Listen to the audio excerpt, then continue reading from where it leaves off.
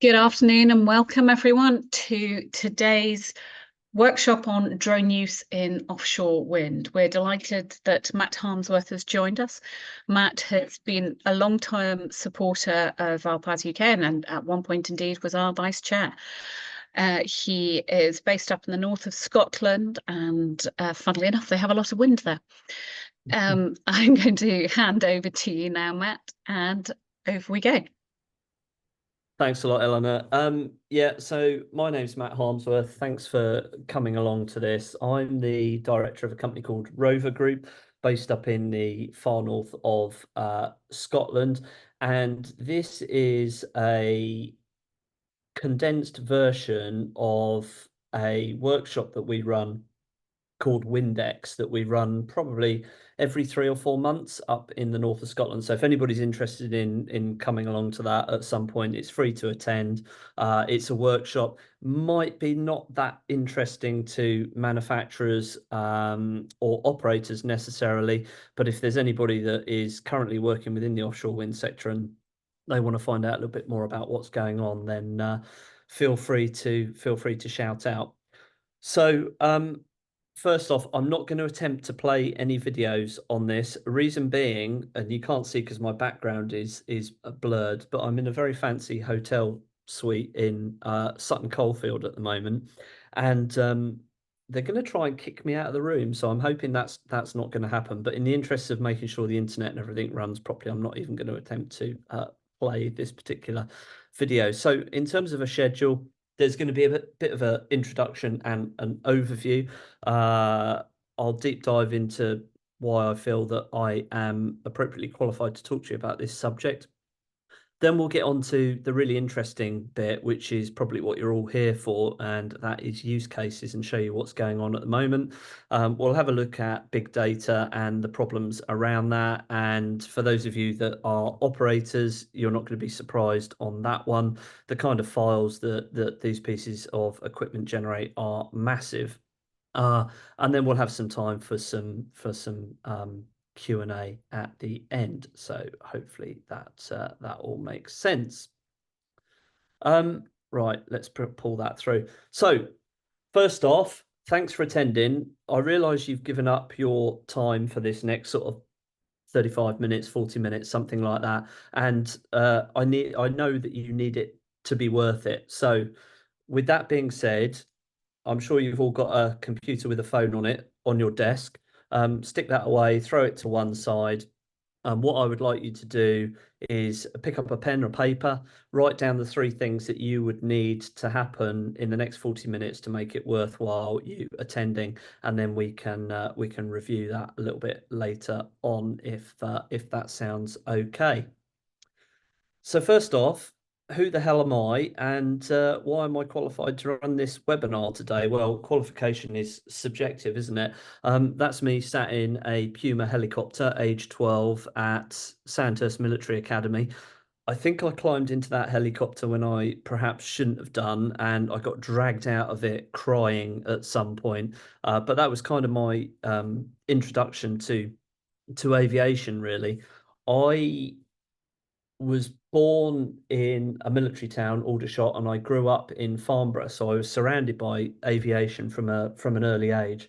My father was worked at the Royal Aircraft Establishment at Farnborough for a number of years and got involved in all sorts of sneaky peeky projects, such as Concorde and Polaris and all these kind of things. So there was a kind of design development aviation theme running through at a young age.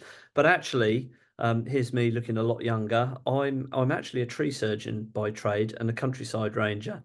And you might think, if I had an interest in aviation, why the hell didn't I get involved in flying? Well, I wanted to, but unfortunately, my eyesight was horrendous. So I really wanted to go and fly helicopters, and I did get that opportunity later on in life. But I wanted to go and fly helicopters in the Army Air Corp, but I couldn't do that. My eyesight wasn't good enough. So I became a tree surgeon and a countryside ranger, basically. And a bit later on in life, I sort of gained a interest in remote control aircraft, as a lot of operators did. And I guess it was probably around the time the first DJI Phantom came out. So what was that, 2010, 2011, 2012, something like that. I thought, you know what, I could use these drones to serve our existing client base, to look at trees and all that kind of good stuff. So we embarked on the journey of looking for the best equipment, which, as you may or may not know, you had to build yourself in those days. We had an endurance of 5 or 6 minutes if we were lucky. I put myself through the PFCO process with Resource Group, I think it was. So you only had two options back in those days. Um, and yeah, that's the kind of direction we went in. And I went to my customers and I said, do you know what? We've got this fantastic tool. We can come and look at your trees and we can inspect your trees. And they just looked at me totally blankly. We were far too early to market. So that gave me the opportunity to do some really cool things in the very early days of setting up Rover. So I've written a number of books. I'm a business coach that helps scale businesses between 250 and 750K a year. I've written a number of books to support our business. The most relevant one for this presentation is this book here, Gigawatt. If anybody wants a copy, more than happy to send you a free copy. Just ping Eleanor your details. We might ask for postage and packaging, but yeah, just ping me some details. So yeah, I've written a number of books to support our business. Some are drone relevant, some are not, and got all sorts of interesting opportunities through working with ARPAS and working in the drone space. And as Eleanor touched on, I was involved with ARPAS right at the very early stage. Phil Tarry got me on board as the marketing and comms manager, and I had no experience whatsoever in marketing. So I wrote a lot of the very early emails that ARPAS sent out, and then I progressed my way through and ended up as vice chair. And yeah, the drones have given me some really cool opportunities. I've worked on a number of feature films and all that kind of good stuff. And that's all very nice. And it's great to talk about on things like this and in books. And it's very good for developing the business. But the reality is every business needs a niche. Now, Rover is based in the far north of Scotland in a city called Inverness, which sits right on the Murray Firth as it cuts in from Aberdeen. And that area traditionally has been heavily involved with oil and gas, both in the construction of oil rigs and the exploitation of oil and gas and the servicing and operation and maintenance of those installations. And what we've got here is me with a DJI M300, I think it is there, in a marshalling yard in the far north of Scotland, about to undertake an inspection of some 3,000-ton subsea wind turbine jacket foundations, which we'll talk about a little bit more in a bit, that have come in from China and Singapore. So as we all know, hopefully, drones are just a tool, right? They're a tool for all sorts of different things. And we have carved out this particular niche in the far north of Scotland. So why have I got you here? I've got you here because Eleanor asked me, but one of our main values within Rover is to help people get their projects back on track. And with that being said, we try and serve and give out as much free content as possible. So if anybody wants to explore this sector, no matter where you're based in the UK, if you'd like some information, if you'd like a chat with me, there'll be a link to my LinkedIn profile at the end. Feel free to capture that with your phone or whatever. Reach out. I'm more than happy to have a chat with you. So yeah, Rover was born 2012, 2013, one of the first 400 drone service companies in the UK. Initially started off, like many operators, doing a little bit of everything, and it's kind of gone full circle, and we're now a nationwide arboricultural and ecological consultancy. So we help people get their planning back on track.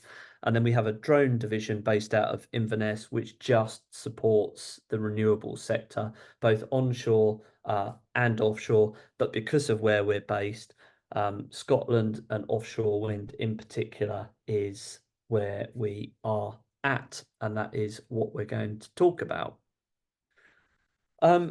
So I'd like to initially sort of set the scene by giving you a brief overview of what's occurring in the north of Scotland. And essentially at the moment it is a little bit of a chicken and egg situation. So there are a number of ports sitting around. I don't know if you can see my cursor, but there's a number of ports sitting around the north of Scotland. So we've got ports like Edinburgh, Aberdeen, Forth ports, Inverness, Port of Invergordon, Port of Nig, and various others. And they're all looking to serve these projects. And I'll talk about what Scotwind is in a minute, but they're all looking to serve these projects.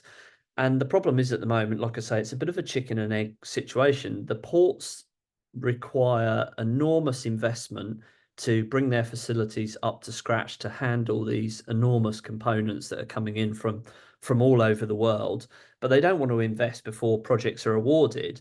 And then you've got the developers who are concerned that the ports may not necessarily have I've written balls on here, but that's possibly not the right thing to say on one of these webinars. But they haven't got the equipment in place to serve these tenders. So it's a little bit chicken and egg at the moment. There are currently, and I have checked this morning, there are 148 members out of the 830 Scottish Deep Wind Survey and Inspection subgroup.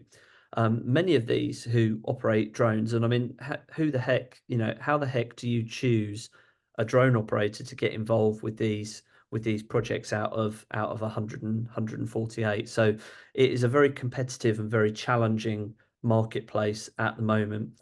We also now in our Inverness area, we have the Inverness and Cromarty Firth Green Freeport, which is kind of like a tax haven. I'm not the best person to speak to you about this, but what it does essentially mean is that there's a number of partners. There's the Port of Cromarty Firth, the Port of Nig, Port of Inverness, Highland Deephaven, and the Port of Ardisia. And they all sit within this green Freeport area. And basically, I think essentially what it means is goods that are coming in from overseas, they don't have to pay the tax element of that until it's out and installed. So there's obviously tax incentives for the developers to base themselves in this area. And what this is doing at the moment is creating a boom in the Moray Firth area that is comparable with and is expected to exceed what happened with Aberdeen and the east coast of Scotland with oil and gas essentially. And the green Freeport status essentially will maximise local and Scotland-wide benefits from a huge pipeline of renewable energy projects, and they're estimated creating something like 16,500 jobs. So that's going to put a lot of pressure on the infrastructure in this area. Not only will the Freeport support the offshore projects, but there will be onshore projects, battery storage and things like that, and the upgrading of the grid. So yeah, there's an awful lot going on up here at the moment. If you're not familiar with the area, the Cromarty Firth, which sits above the Moray Firth, there are two ports there, one at Invergordon, one at Nig. One has just been awarded the construction of this electric cable factory, which is going to be huge. Haventus now have taken on an old yard, the McDermott yard, which used to be used to make oil rigs, and they've attracted hundreds and hundreds of millions of pounds of investment to serve the floating offshore sector as well. So there is an awful lot going on, and there's a lot of opportunities for people in this sector. So what I'm going to do now is I'm just going to swap over to this next section. That should pop up here. To watch my timings here. So like I say, this is from our Windex presentation. So there's a little bit about regulation. I'm just going to skip through this because I'm guessing that probably 90, if not 100% of you know exactly what's going on here. there are obviously big challenges around what drone service providers and companies that want to adopt drones can do in the offshore wind sector, and it is obviously linked to which category you are operating your drones in. We're obviously all aware of the 120-meter, 400-foot ceiling. So really, what is the problem that we can see with that? Normally, this is an interactive presentation and we would discuss this, but the big problem is that most of the this is one of our vehicles at the port of Nig. One of the problems is that the componentry that is coming in is nearly always bigger than we are legally allowed to fly. So what we've got here is an aerial shot from an aircraft that I was flying, which shows these are the yellow things are basically their subsea jackets. So there's 3 different types of foundation type that's used in offshore wind. You've got monopiles, which we'll show a photo of in a moment, which are driven vibro hammered into the seabed.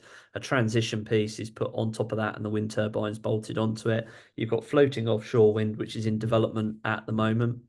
And you've got these things, which are jackets, which are used in water depths up to sort of 50 or 60 meters.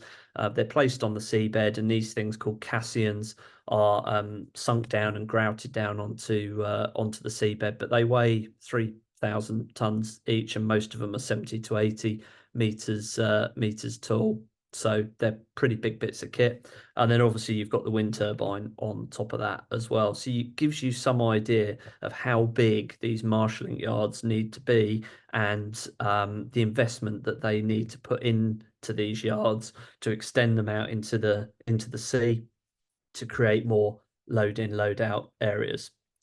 So I'm not going to talk about specific categories or anything like that, but what we will do is we will try and get onto the fun stuff here. So I'm assuming you probably all know what a drone is. We've obviously got 2 main types of drones. We've got multi-rotors and we have got fixed wings. As a company, what we use multi-rotor drones from DJI. I'm sure that is not a surprise to any of you. And the reason that we use DJI drones, quite frankly, is that they're bomb-proof. Touch wood, we've not experienced in the last 5 or 6 years that we've been really serving this sector. We have not experienced any equipment failures or problems, which is, you know, fantastic. We've lost drones to bird strikes and all that kind of good stuff, as I'm sure everybody has.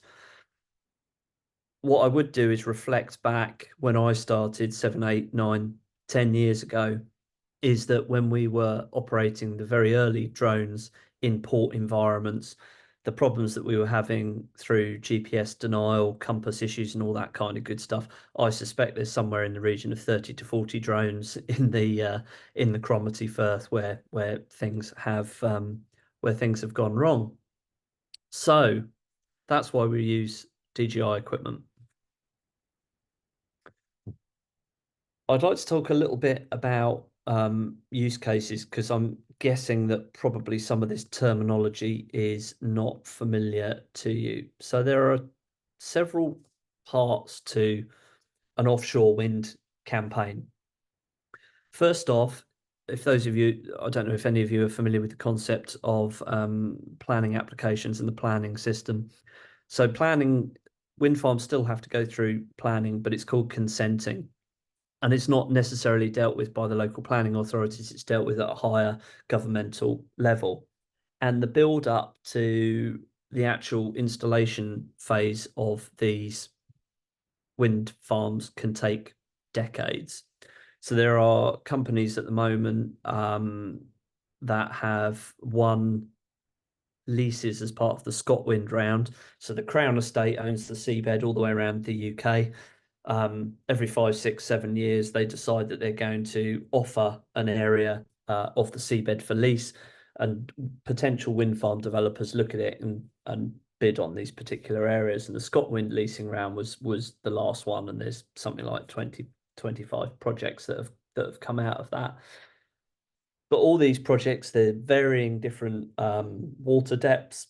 different distances from shore, and it's pretty complicated. So they have to go through this very convoluted consenting process. They have to do bird surveys, have to do onshore surveys for the cable runs. They have to do marine mammal surveys, subsea surveys. So this huge amount of consenting work goes on. So when you hear in the paper that somebody has won a lease as part of the Scotwind leasing round, it could be 5, 6, 7 years before that project actually gets to the transport and installation phase. So what is the transport and installation phase? Well, essentially, it is just that, transport and installation. So most of the componentry for these offshore wind farms comes from abroad, comes from China and Singapore. I'm not going to talk about whether you think this is green, sustainable, etc., etc. That's beyond the scope of this. But the transport and installation phase is where Rover in particular does an awful lot of work, and there are opportunities for others as well right across the UK. So the onshore works, that would be the cabling runs. So what happens is subsea cables are run from the offshore substation to land. They make landfall and then they go straight across land to a onshore substation. Then it's distributed out to the national grid. And there's a heck of a lot of work being done at the moment to upgrade the grid system. So that's the sort of the onshore element. There are all sorts of opportunities in the onshore element, and I'll show you that in the case study. The most obvious is mapping the cabling corridor. We've then got 3 different types of offshore wind farm. We've got fixed bottom, which is those jackets that we were talking about. We've got fixed bottom with the monopiles, so these huge round piles that are driven into the seabed, and there's a transition piece that sits on top of that, and the wind turbine sits on top of it. And then we've got offshore floating wind. So some of you may have seen an oil rig up close. If you think of a semi-submersible oil rig, that sort of structure is the size of one floating wind turbine. Each one of the wind farms is going to have anywhere between 30 and 100 of those. So it's an incredible amount of steel, incredible amount of concrete, which is one of the reasons why they're opening up that old McDermott Road yard just outside Inverness. And then there's all sorts of support that can be done around the transport and installation phases as well. The second one, which is more familiar to everybody because we've been doing it onshore for years with drones, is the operation and maintenance supply. So installed turbine inspection, both onshore and offshore. Obviously, offshore is much more challenging than onshore because you've got to operate from a crew transfer vessel. There's lots of different ways drones are being used to do inspection offshore, both automated and manually. I've my own views on that. There are transition piece inspections as well. So the bit that sits on the monopile and then the turbine bolts to that, they have to be inspected as well. And there's all sorts of data links to the beach, to the shore as well, which drones can support. In terms of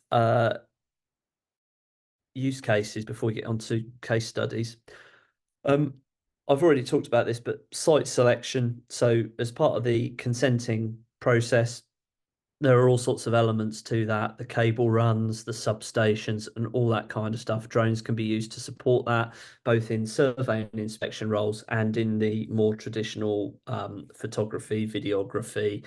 So it may be that you think, well, do you know what? It's going to be far too difficult for us to build a relationship and get into actually working within the construction of a wind farm, but there's still lots of traditional opportunities there around videography and creating an audit trail. And obviously Rover's done some of that as well. Site setup, so both onshore and offshore.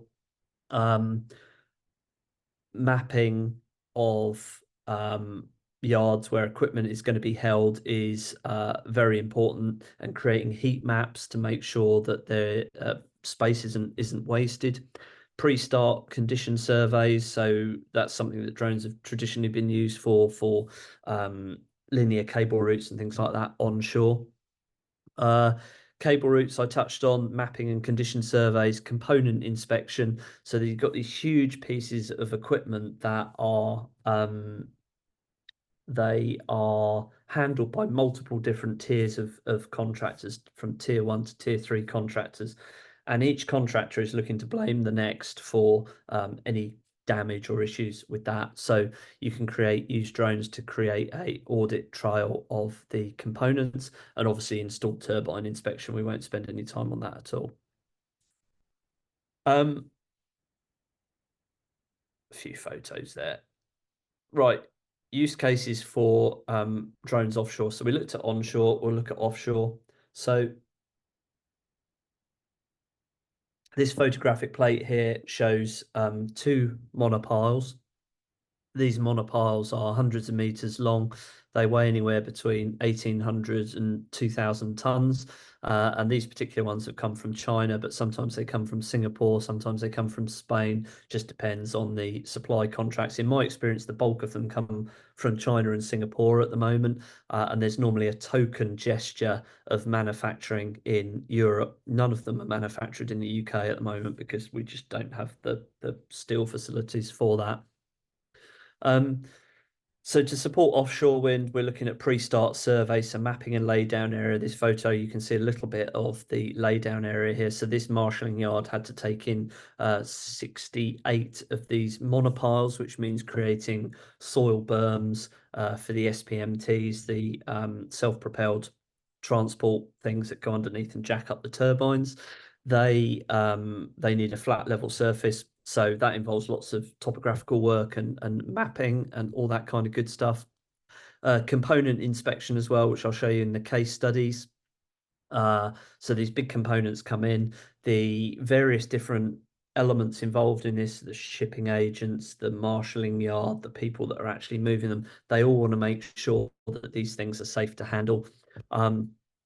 Installed turbine inspection, again for offshore, and also emergency response and an emergency call out as well.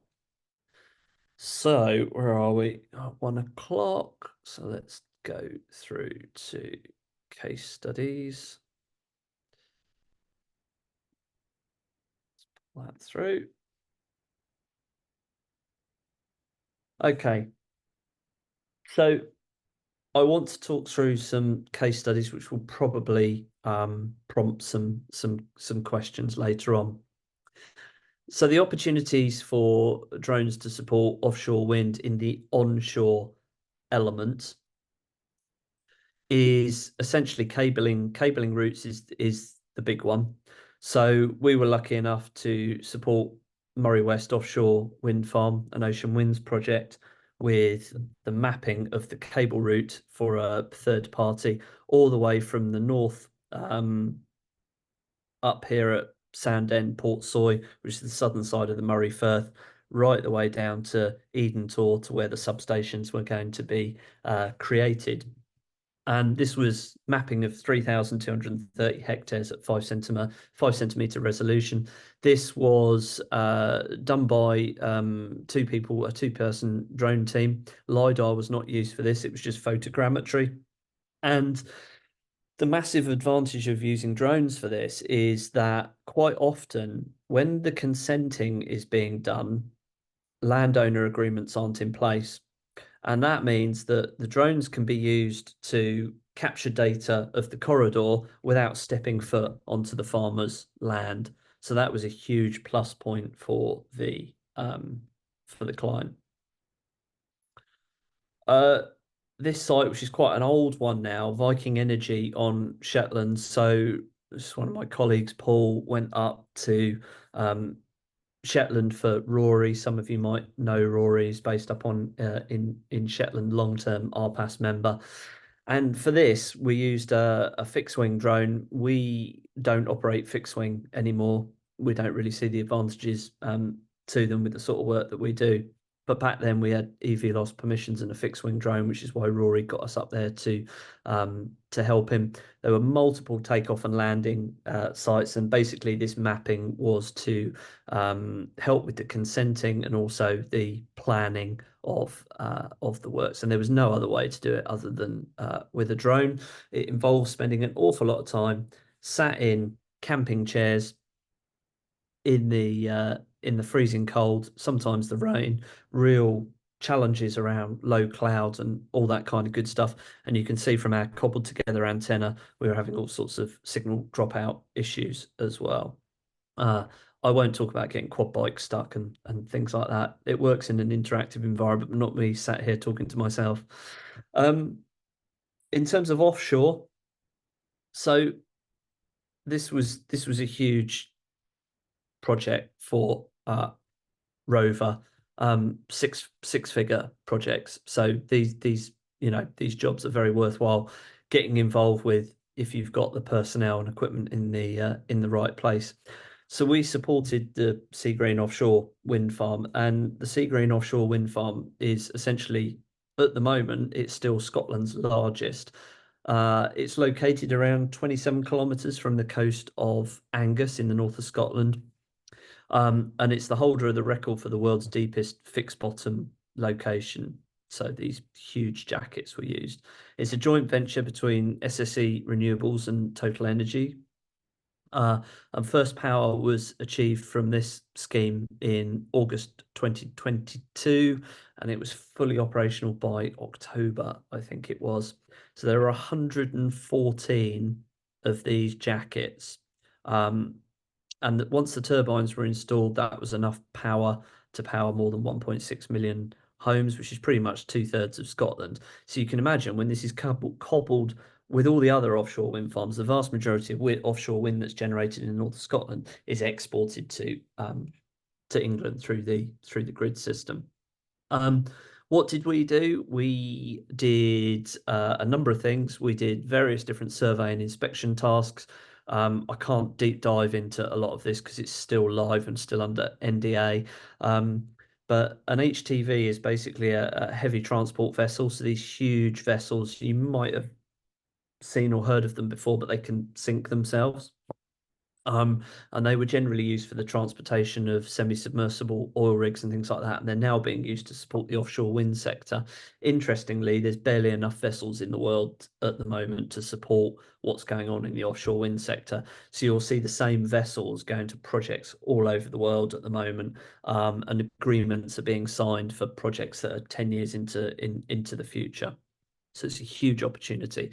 So these HTVs, there was 2 or 3 of them just going backwards and forwards between China and Scotland for a year, essentially, bringing these jackets in 3 to 5 at a time. We did dropped object inspections before they were offloaded. We did all sorts of site monitoring work. And more importantly, not only did we monitor them all on the load in, but we also monitored them on the load out. And there's a reason for that, which I'll come on to in a second. The reason for that, so this is the top of one of the jackets. So this is what's known as a flange. This is what the wind turbine bolts to. And because of the tidal range in the north of Scotland, it's not always possible to use SPMTs to take the large components off the ship onto the shore, because the port and the ship need to obviously stay at the same level. So what they used for this was a huge ring crane, which was costing £1 million a day to have sitting on the quayside, and this basically lifted these jackets off of the HTVs and onto barges to go out to the North Sea for installation. And what can happen is you can get some damage to this flange. So we were mapping and inspecting these flanges for damage, again, to create a audit trail.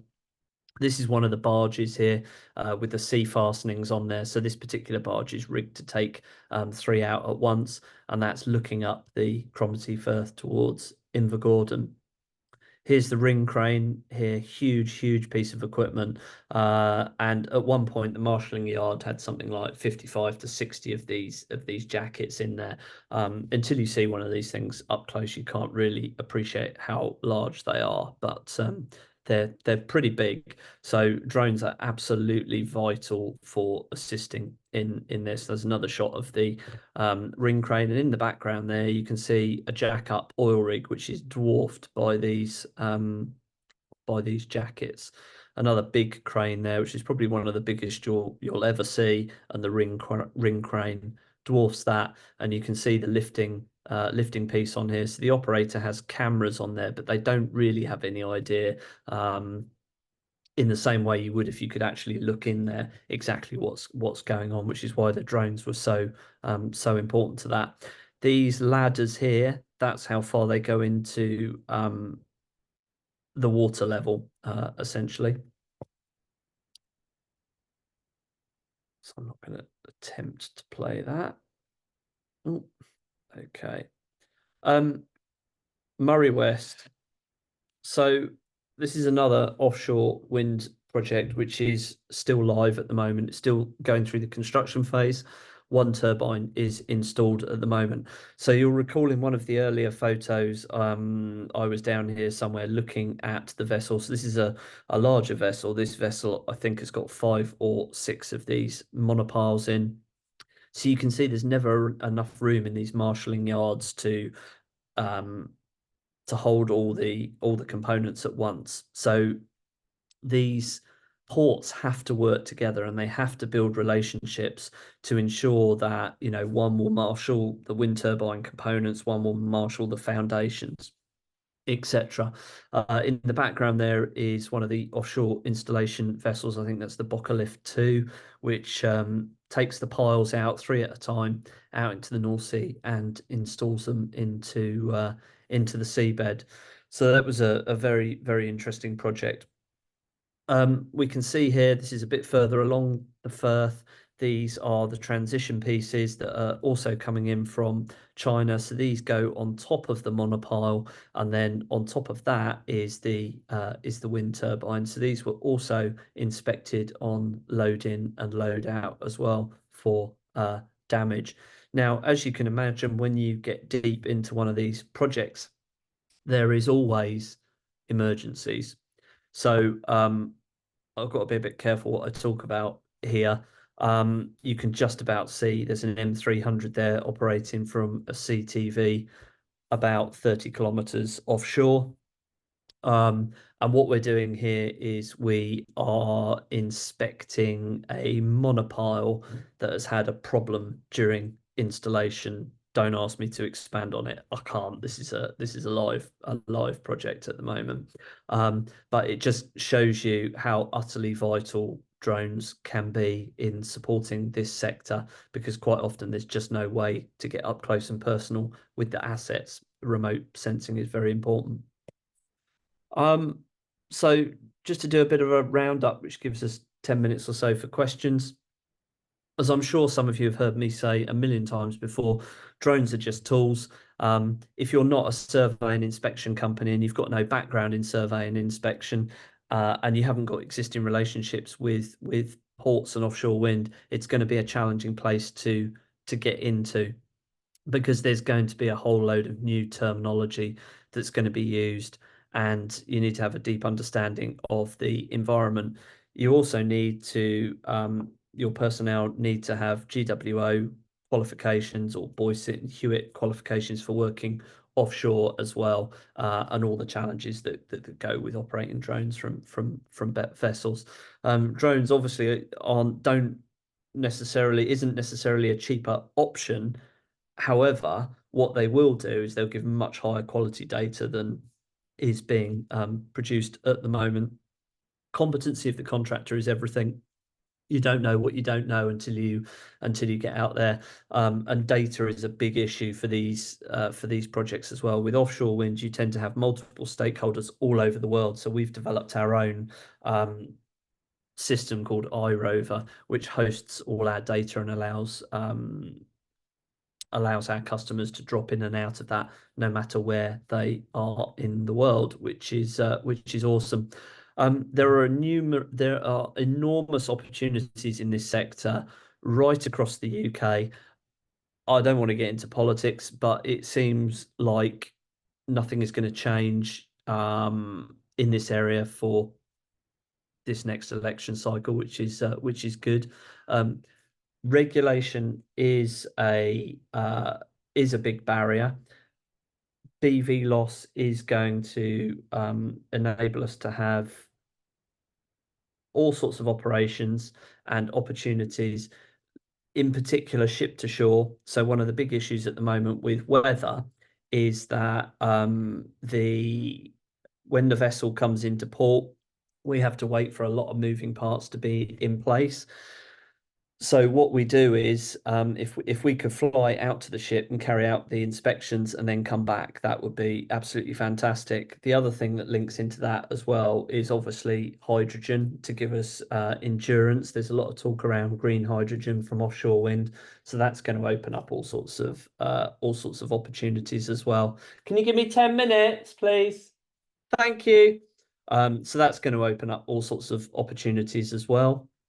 And obviously we've got the data element as well, which is something that you really need to get a handle on. So that's just a screenshot of our portal there.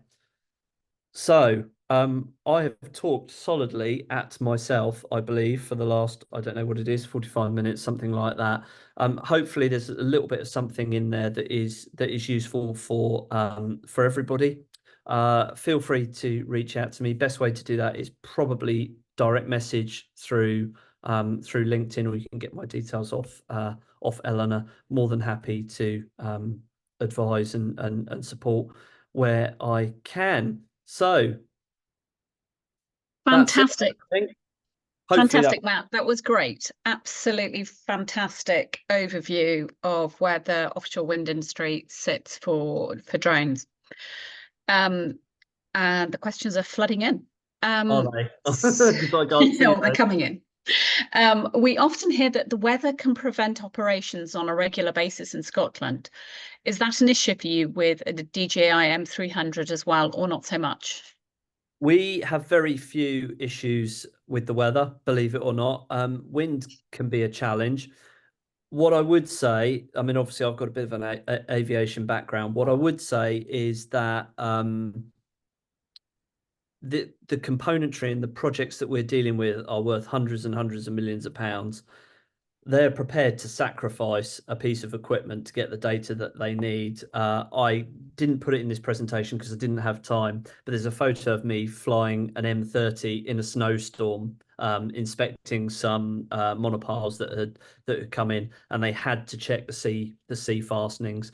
And the general consensus was there that the aircraft is disposable. If we lose the aircraft, that's the way it goes. I'm not particularly comfortable with that, but you know, it's not been a huge problem for us. No. That's a fascinating take, actually. Really interesting. Thank you. I'll bear that one in mind and sort of squirrel it away for future thought. Our next question. I appreciate you're more talking about the drones themselves. How do you get about utilising the airspace? Are you flying within a TDA? No, all our operations tend to be, it's mostly Class G up there. We tend to not have any issues at all. We occasionally have a requirement for EV loss operations, but not as much as we used to be honest. So no, temporary danger areas have not then it's not really been a thing. And it wouldn't work for the ship to shore inspections that I was talking about there. If we could get out and inspect a ship while it's at anchor waiting to get into port with their restrictions with weather, that would be very useful for us, but a temporary danger area wouldn't work. I'm ever hopeful that they'll open up a PDRA for EV loss or BV loss at low level over water, but you know, who knows. Never lose sight of the fact that although we're all interested in drones and aviation, at the end of the day, the customer, they don't care about what we do in any way, shape, or form. They just want their problem solved. And if you can solve their problem, whether it's with a camera on a stick, a bloke in a rowing boat, or a drone, they just don't care. So we work on all that stuff in the background: hydrogen, EV loss, BV loss, all of that's going on in the background, but we don't talk about it to the customers generally at this stage. I think that's a really interesting point about working with what's possible in the here and now rather than fixating completely on what's possible in the future. Really interesting point. Matt, do you want to stop sharing your screen, and then we can see your face in sort of full glory, and it becomes it feels a little bit more interactive. There we go. Brilliant. Thank you. Full glory. I don't know about that. Are you seeing any demand for contact sensing measurements, i.e. not just visual and LiDAR surveying? Yes, that is starting to be a requirement. There's no specific examples I can share at this particular time. What you do have to NDA testing is obviously something that's talked about quite a lot, and that probably slots more into the operations and maintenance phase. So we're starting to see a requirement to go out and look at transition pieces that were installed perhaps 10, 15 years ago. And I think that's something that's going to come along. But at the moment, no, we're just visual photogrammetry, LiDAR at the moment. Great. Hi, Matt. Great presentation. Always nice to have the feedback as a presenter. Thank you very much for this. You mentioned mapping a 3,000 hectare onshore cable route. For this, what kit did you use, and did you provide ground control?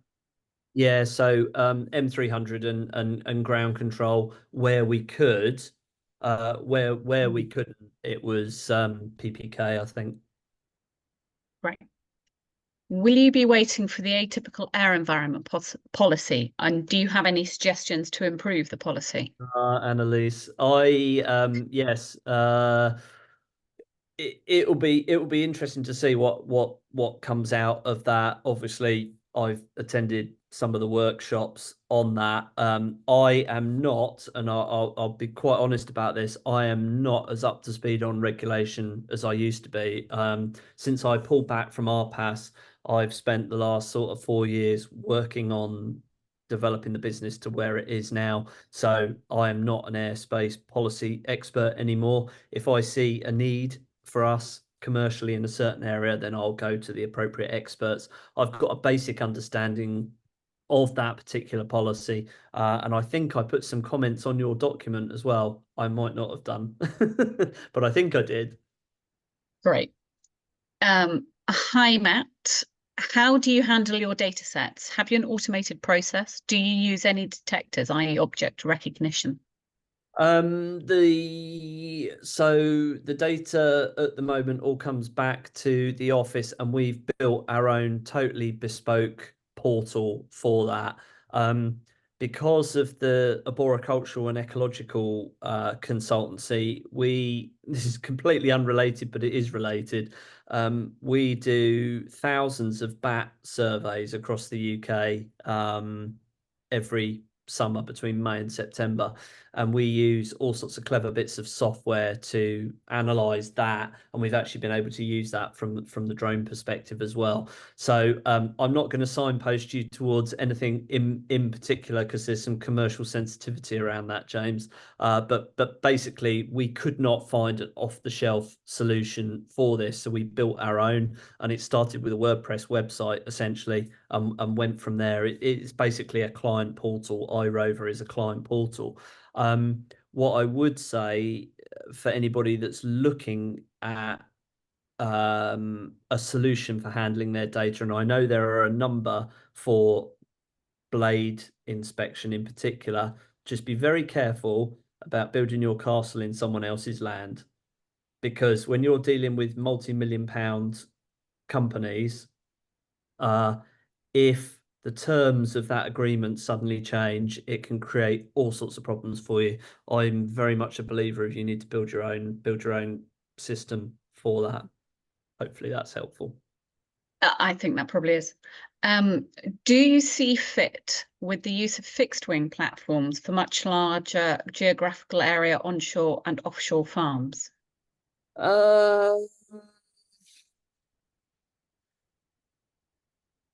Yes, I guess my view always with technology, it has been that if there is a commercial need, you can pretty much go out and buy what you need.